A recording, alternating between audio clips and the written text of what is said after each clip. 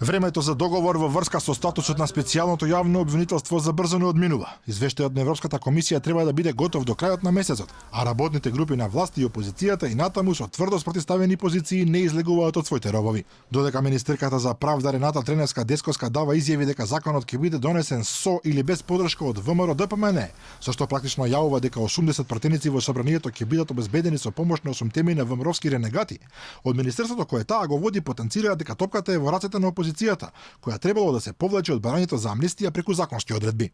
Чекаме сигнали од ВМРО ДПМН за промена на ставот и повлекување на нивното барање за амнестија преку законски одредби.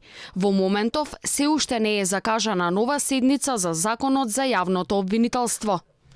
Извори на Алфа во ВМРО ДПМН меѓутоа велат дека ова што го прави власта околу законот за СЈО е обична игра, така наречена blame game, односно обид да се сменат улогите и да се обвини опозицијата дека го кочи процесот, додека во пракса ситуацијата е сосем спротивна. Потенцираат дека тие имаат 65 амандмани на законот, односно оспоруваат речиси 2/3 од неговите одредби, а приказната за амнестија е само алиби за оправдување на целосната пасивност токму од страна на власта. Сепак најавуваат дека во најскоро време јавноста ќе добие нови конкретни информации кои ќе ја поткренат завесата околу она што се случува зад кулисите во оваа правно-политичка пресметка.